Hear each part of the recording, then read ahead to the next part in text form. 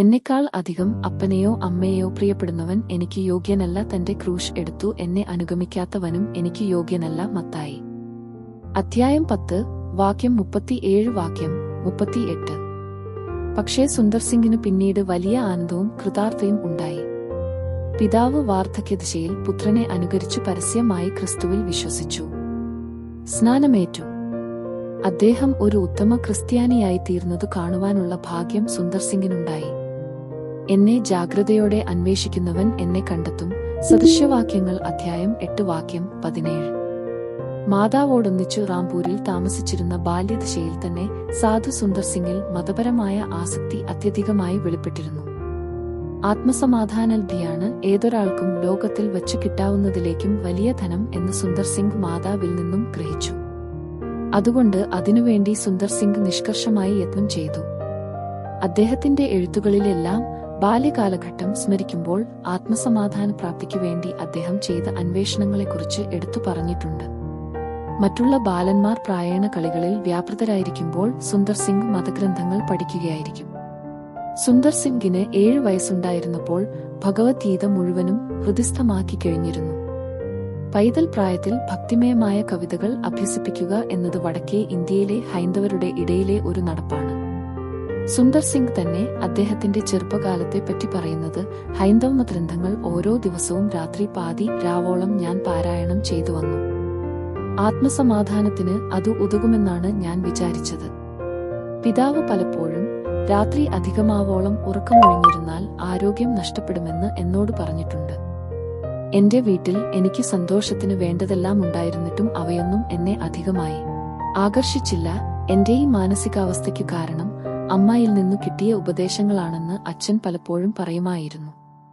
സുന്ദർ സിംഗിന്റെ ആത്മീയ സംതൃപ്തിക്കു വേണ്ടി പിതാവ് നിർദ്ദേശിച്ച പോംവഴികളൊന്നും ഫലപ്പെട്ടില്ല എന്നുതന്നെയല്ല, ആത്മീയാഭിവാഞ്ച കൂടുകയാണുണ്ടായത്.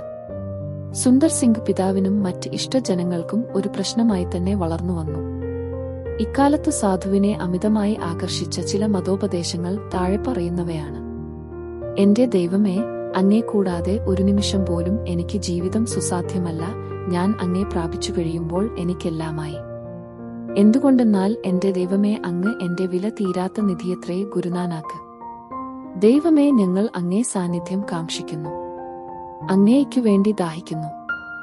ഞങ്ങളുടെ ഹൃദയങ്ങൾ വിശ്രമം കൊള്ളുന്നത് അവിടുന്ന് ഞങ്ങളിൽ വരുമ്പോൾ മാത്രമാണ്. ഗുരു അർജുൻ കൂടാതെ സിഖ് മതഗ്രന്ഥത്തിൽ പറഞ്ഞിരിക്കുന്നതും അടിയിൽ ചേർത്തിരിക്കുന്നതുമായ വാചകങ്ങൾ സാധുവിനെ ആകർഷിച്ചു. നിന്നെ ഒരുവൻ അടിച്ചാൽ പകരം അടിക്കരുത്.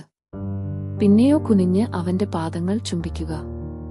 നിന്റെ ഹൃദയം ദൈവത്തെ അഭിവാഞ്ചിക്കുന്നു എന്നു വരികിൽ മനുഷ്യർക്കു നടക്കുവാൻ തക്കവണ്ണം നീ തന്നെ തൃണസമാനമായി രൂപാന്തരപ്പെടുക. ഒരുവൻ നിന്നെ മുറിക്കുകയും വേറൊരുവൻ നിന്നെ ചവിട്ടുകയും ചെയ്യുമ്പോൾ നീ യഥാർത്ഥത്തിൽ ദൈവത്തിന്റെ ക്ഷേത്രത്തിൽ പ്രവേശിക്കുന്നു. ഗ്രന്ഥസാഹിബ്. ഈ ഭാഗങ്ങൾ വായിക്കുന്നവർക്ക് അറിയാറാകും, ഇവ നമ്മുടെ കർത്താവിന്റെ ഗിരിപ്രഭാഷണങ്ങളിലെ ആശയങ്ങൾക്കു സാദൃശ്യം വഹിക്കുന്നുണ്ടെന്നുള്ള കാര്യം. പക്ഷേ ഇതെല്ലാം വിലയേറിയ ആധ്യാത്മിക സത്യങ്ങളാണ്. സുന്ദർ സിംഗ് തന്നെ പറയുന്നത്, ഈ ആധ്യാത്മിക സത്യങ്ങൾ ഉള്ളതുകൊണ്ടായില്ല, പിന്നെയോ അവ നമ്മുടെ സ്വന്തം അനുഭവത്തിൽ വന്നെങ്കിലല്ലാതെ നമുക്ക് ഹൃദയസമാധാനം ഉണ്ടാകുകയില്ല എന്നത്രേ. സുന്ദർ സിംഗ് അഭിലഷിക്കുകയും അത്യാകാംക്ഷാപൂർവം തിരയുകയും ചെയ്ത ഹൃദയത്തിന്റെ സമാധാനം പൂർണ്ണമായി ലഭിച്ചു എന്ന് വിചാരിച്ച സന്ദർഭങ്ങൾ അദ്ദേഹത്തിനുണ്ടായിട്ടുണ്ട്. പക്ഷേ കിട്ടിയില്ല എന്നു വന്ന സന്ദർഭത്തിൽ അതു തന്നിൽ നിന്നും വീണ്ടും അകന്നു മാറിപ്പോയതായും അദ്ദേഹത്തിന് അനുഭവപ്പെട്ടുകൊണ്ടിരുന്നു.